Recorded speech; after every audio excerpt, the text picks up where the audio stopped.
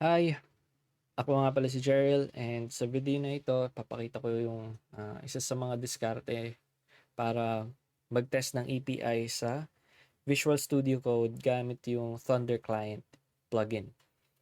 So, normally pag magte-test tayo ng um, show endpoint for example, ang kadalasan natin ginagawa is magke-create muna tayo ng record. Okay, wala pa pala akong running server. So, i-run ko lang yung server ko. So, magkikreate tayo ng record. Kukunin natin yung ID. Ganyan. Tapos, i-append natin dito sa get endpoint.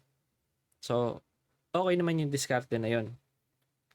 Ngayon, paano kung gagamitin natin yung endpoint na yon sa iba? Okay, for example, dito sa update. Yan, gusto kong gamitin dyan. Pwede yung ganitong diskarte, yung i-append mo ulit. Pero, hassle yan pag madami ka ng tinetest or palipat-lipat ka ng endpoints. So, magpapalit ka lagi ng ganyan. May alternative way which is through the use of environment variables kung tawagan or environment variables. So, ganyan. Kunwari, may category ID kang ganyan. Okay? Hindi yan nagiging green kasi hindi ko pa nasa-set yan dito sa mapping natin. Category ID. So, for now, gagawin ko munang empty pero for the sake of example, ganyan. Save ko yan. Babalik ako sa collections, sa update, and then magra-run ako ng send. Yan. So, na-update yung record. And kung mapapansin nyo, naging green yung in-append natin na value right here. So, ganun din yung gagawin natin sa delete. Okay. Pagka-send, yan. So, gumana siya. Ngayon, what if magte-test na naman tayo ng show? Okay. So, category ID. Okay. Ngayon, 404 not found kasi na-delete na natin siya eh. What if gusto natin or what if merong way para laging passing pa rin yung test for this particular endpoint regardless if ma-delete yung naunang record, right? Sa Thunder Client and alam ko sa Insomnia pati, merong way to dynamically generate this category ID or environment variable. And that is through the use of the combination of pre-run and tests. So, sa get, kailangan i-make sure natin na may makikreate na record muna.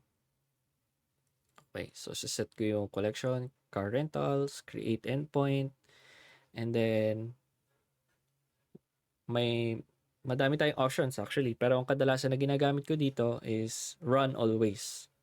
Next would be yung when variable is empty. So, pwede rin naman yun, yung category ID, ganyan. Okay. Pero sa akin, mas effective yung run always. Para laging may bago akong record. Ganun. Okay, so nag-guarantee na natin na meron tayong i-create na record and ngayon, ang problema natin is paano mapapasa yung value ng ID sa category ID endpoint or category ID environment variable. Ngayon, pupunta tayo dito sa post. Okay?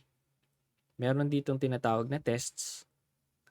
And dito, may option tayo para mag-set ng environment variable. So, set na natin si category ID. Ganyan. Paano natin ma-access yung value nung created record? So, ganito. So, access natin siya through the data and then ID. Like so. Kasi yung structure nung object created is ganito. Data, and then ID. So, that's it. Ngayon, i-test na natin. Make sure muna natin if may laman. So, walang laman yung ating index. Now, if I run this show, meron tayong na-create na record called Toyota Fortuner with lorem ipsum, ganyan. So, if we run the index, meron tayong value. And if we view the environment variable, napasa yung category ID.